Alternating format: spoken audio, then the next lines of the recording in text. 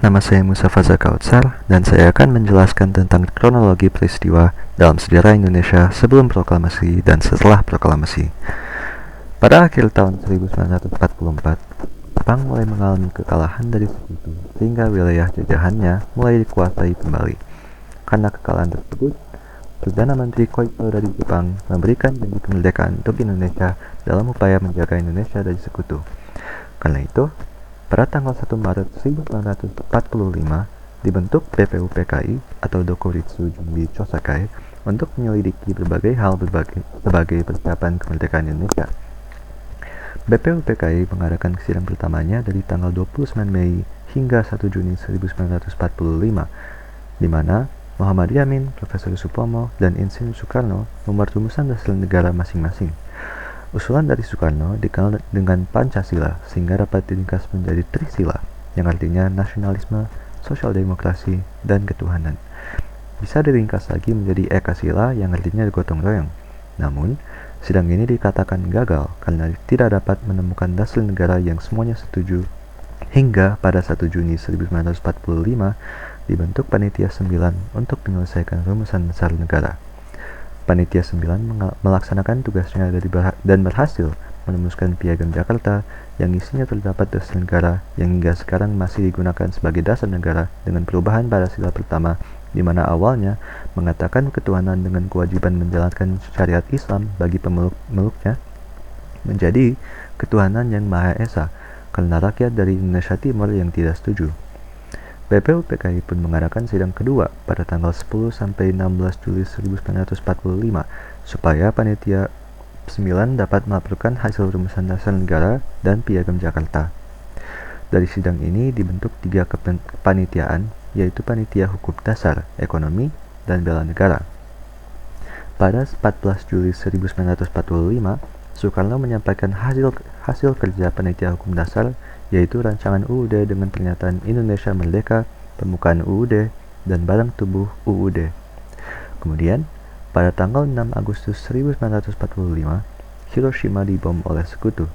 Pada hari esoknya, BPUPKI dibubarkan karena tugasnya yang sudah tercapai. BPUPKI pun digantikan dengan PPKI atau Dokuritsu Junbi Inkai untuk mempersiapkan kemerdekaan Indonesia. Pada tanggal 9 Agustus 1945, Nagasaki dibom oleh sekutu, mengakibatkan rumor bahwa Jepang akan menyerah kepada sekutu. Kebetulan, Sultan Syahrir mendengar siaran radio British Broadcasting Corporation pada 10 Agustus 1945 tentang kemungkinan Jepang akan menyerah kepada sekutu. Karena ini, kabar tersebut disebarkan ke kalangan aktivis pergerakan kemerdekaan. Pada 12 Agustus 1945, Marskal Trauci menjanjikan kemerdekaan Indonesia kepada Soekarno, Muhammad Hatta, dan Rajiman Wediodiningrat di Dalat, Vietnam, yang akan diberi pada tanggal 24 Agustus 1945. Kemudian, pada 14 Agustus 1945, Jepang secara resmi menyerah tanpa syarat kepada sekutu. Hari esoknya, dikabarkan akan ada rapat bagi anggota PPKI tanggal 16 Agustus kepada Soekarno dan Muhammad Hatta. Golongan muda mengetahuinya dan Chairul Saleh, pemimpinnya, mengadakan rapat untuk memboikot rapat PPKI supaya dapat mendesak Soekarno dan Hatta untuk segera memproklamasikan kemerdekaan secepat mungkin. Hingga pada akhirnya, pada tanggal 16 Agustus 1945, peristiwa Rengas Dengklok terjadi di mana Soekarno dan Muhammad Hatta diculik oleh golongan muda ke Rengas Dengklok untuk segera memproklamasikan kemerdekaan. Awalnya, Soekarno dan Hatta menolak terus, namun pada akhirnya setuju untuk melakukan proklamasi pada hari esoknya.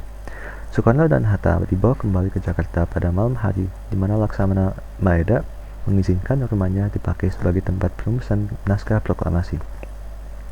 Pada 17 Agustus 1945, teks proklamasi dibacakan oleh Soekarno dan disiarkan ke berbagai daerah.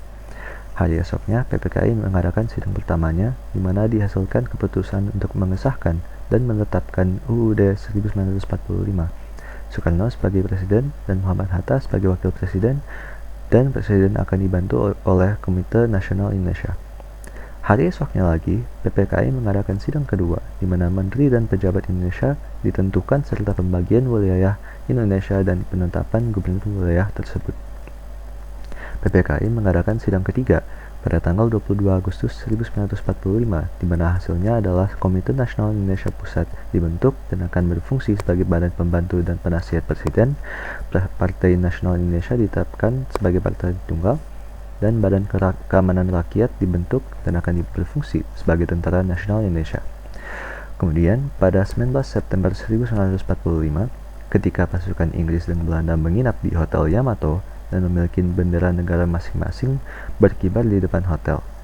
Karena itu, para pemuda Indonesia marah dan merebak bagian biru dari bendera Belanda.